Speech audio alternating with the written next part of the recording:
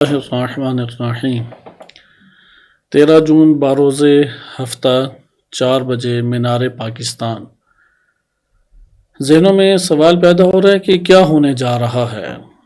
آیا وہاں پہ کسی چیز کا کوئی اعلان ہونا ہے؟ آخر کیوں وہاں پہ جمع ہو رہے ہیں؟ وہاں پہ جمع ہو کے کیا بتانا چاہتے ہیں؟ اس کے کیا اثرات پڑیں گے؟ مستقبل میں کیا ہم اس سے فائدہ اٹھا سکتے ہیں؟ یہ وہ جوانب ہیں گفتگو کے کہ بعض طلاب کے ذہن بھی اس مسئلے میں الجھے ہوئے ہیں، کجا عوام۔ اس حوالے سے ایک دو نکات آپ کی خدمت میں عرض کرنا مقصود ہے کہ مینار پاکستان میں ایک تاریخ ساز جو اجتماع ہونے جا رہا ہے، جس میں شہید رہبر عزیز رضوان اللہ تعالیٰ علیہ کو خراج تحسین پیش کرتے ہوئے اور امریکی صہیونی بربریت اور استعماریت کے خلاف صدائے حق کو بلند کرنے کے لیے عالم اسلام بالخصوص مکتب تشیع جمع ہو رہی ہے۔ اس کانفرنس کا نام شہید امت کانفرنس ہے۔ شہید امت اس وجہ سے اس کا نام رکھا گیا ہے چونکہ بالعموم امت اسلامیہ، چاہے شیعہ ہو، سنی ہو، اہل حدیث ہو، وہابی ہو، دیوبند ہو، بریلوی ہو، سارے کے سارے رہبر معظم شہید کی ایک الہی اور قرآنی شخصیت کے اوپر متفق تھے۔ کسی نے کبھی اپنی زندگی میں ان کے لب مبارک سے تفرقے ساز کوئی ایسا جملہ یا بات نہیں سنی۔ وہ جو بات کہتے تھے خود اس کے اوپر عمل پیرا ہوتے تھے۔ اہل سنت کے مقدسات کی توہین کو جب حرام قرار دیا، اس کے اوپر کاربند رہے۔ جب امت اسلامیہ کی عنوان سے رہبریت کو قبول کیا تو حماس اور غزہ کے لیے بھی اپنے دل اور جگر کو ان کے غم اور دکھ میں انہوں نے جلایا۔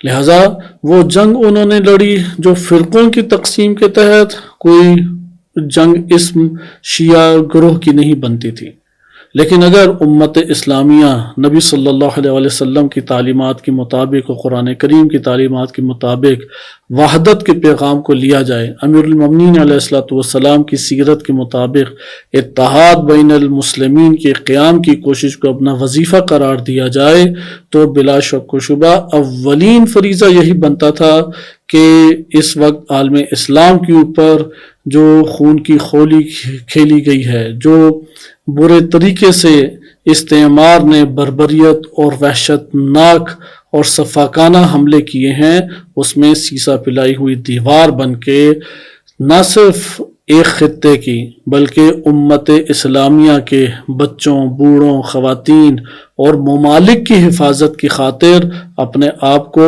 میدان جنگ میں حاضر کر دیا جائے۔ لہذا رہبر شہید رہبر امت یا شہید امت کہلائے۔ لہذا یہ شہید امت کانفرنس ہے جس کا لاہ عمل، جس کا ہدف، جس کا مقصد وہ سب کے لیے عیاں ہے۔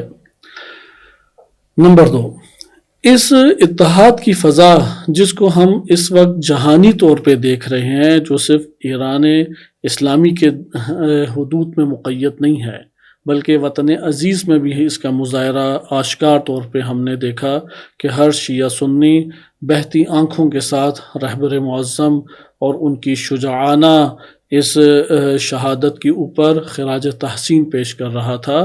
یہاں پہ قلوب کے اندر اسلامی تعلیمات کا حقیقی اثر آج ہمیں اجاگر نظر آ رہا ہے۔ لہذا مینار پاکستان میں اس اجتماع میں شرکت ہر شخص کا اولین وظیفہ ہے۔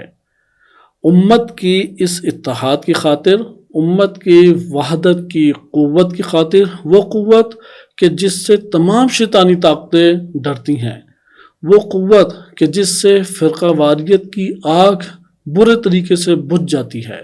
لہذا اس قوت کو ایجاد کرنا آج ہمارا وظیفہ ہے۔ اچھا، اس کے کیا نتائج ہوں گے؟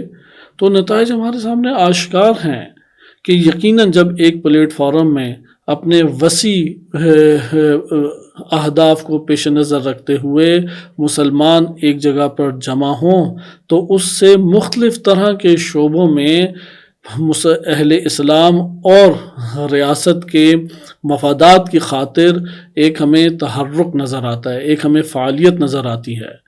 لہذا اس تاریخ ساز اجتماع سے کسی طور پہ بھی صرف نظر نہ کریں، ہمیں چاہیے کہ ہم اس کو اپنا اولین وظیفہ اور فریضہ قرار دیں، اس کی ترویج کرنا، اس میں شرکت کرنا، کسی فرد کی مدد کرنا کہ وہ اس جگہ تک پہنچے۔ ان سب امور میں کسی بھی شخص کا اپنے قدم بڑھانا گویا کہ آج کے دور میں راہ حق اور امام زمان عجل اللہ تعالی فرجہ الشریف کی نصرت کے لیے اس نے قدم اٹھایا ہے۔ صلی اللہ علیہ سیدنا محمد و آلہ الطاہرین۔